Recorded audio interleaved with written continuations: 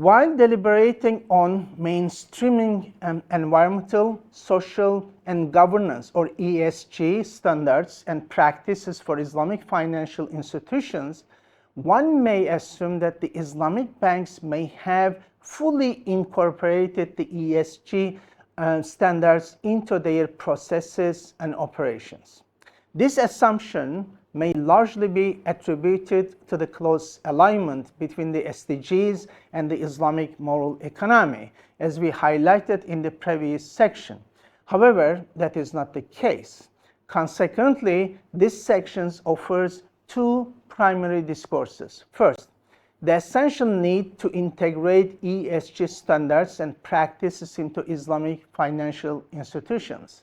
And second, the broader aspect of exploring how we can seek to mainstream the ESG standard and practices by employing the Islamic moral economy framework. Let us begin our discussion about the need to integrate ESG standards and practices into Islamic financial institutions by exploring the contemporary Sharia screening process. Islamic banks and financial institutions use a comprehensive Sharia screening process to ensure their investments and their financial activities comply with Islamic principles. This process involves both negative screening to avoid prohibited elements and positive screening to promote ethical investments. While the primary focus of Sharia screening is on compliance with Sharia principles such as the prohibition of interest or riba, excessive uncertainty or gharar, and gambling, many institutions also consider the broader axioms, values, and norms of Islamic moral economy. The screening mainly looks at liquidity and profit-based income, along with restrictions on investment. The depth and the breadth of this consideration can vary among different institutions and scholars.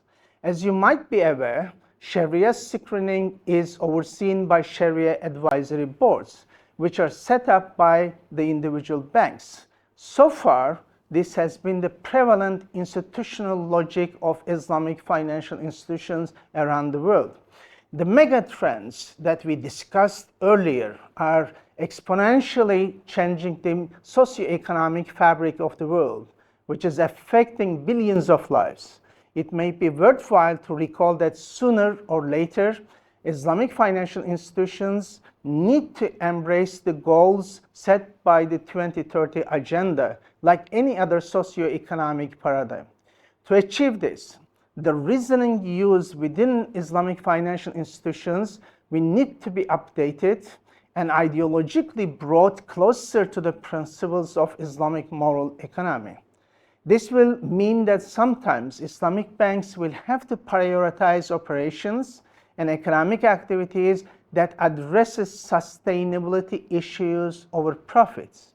One way that Islamic financial institutions can adopt this and correspond closer to the SDGs is by adopting the Mizan paradigm. This adoption will ensure that all products and services offered by Islamic financial institutions align with comprehensive Sharia principles, which inherently incorporate sustainability objectives. Will ensure that all products and services offered by Islamic financial institutions will have dual compliance. That is, compliance with the Sharia rules as well as adherence to the sustainability goals.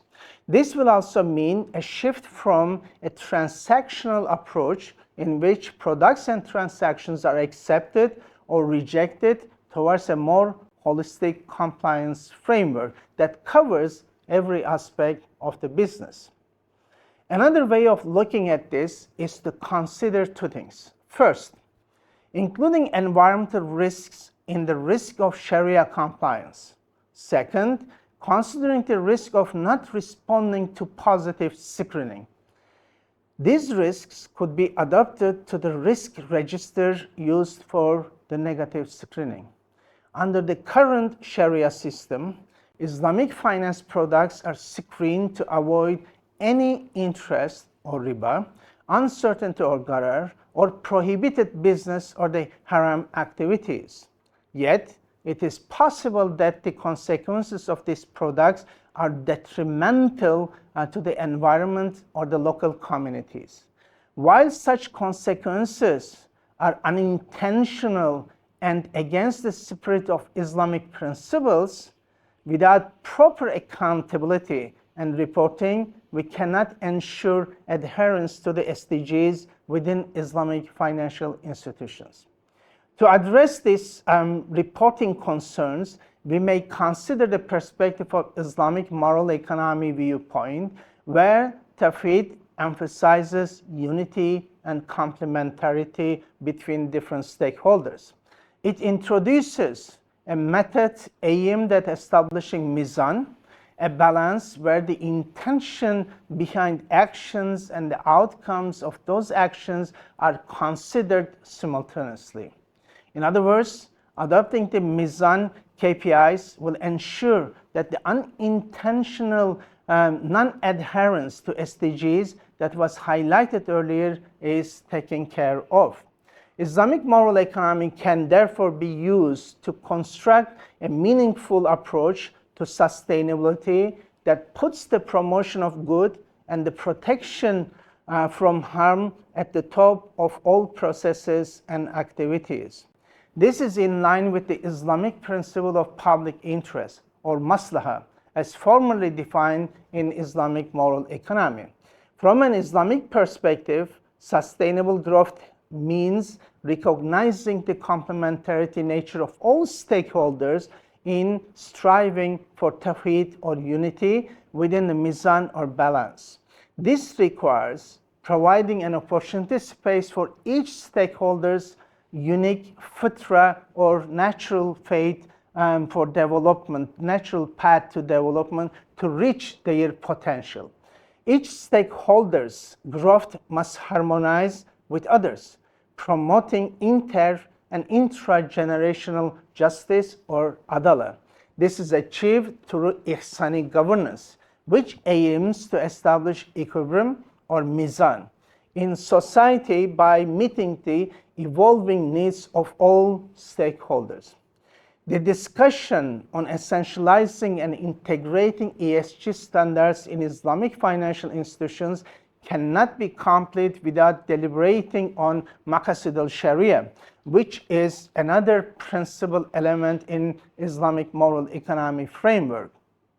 Maqasid al-sharia plays a crucial methodological role in putting the meaning of the Islamic moral economy system into action, since it represents the maximization of benefit while also keeping order, protecting justice, and minimizing damage.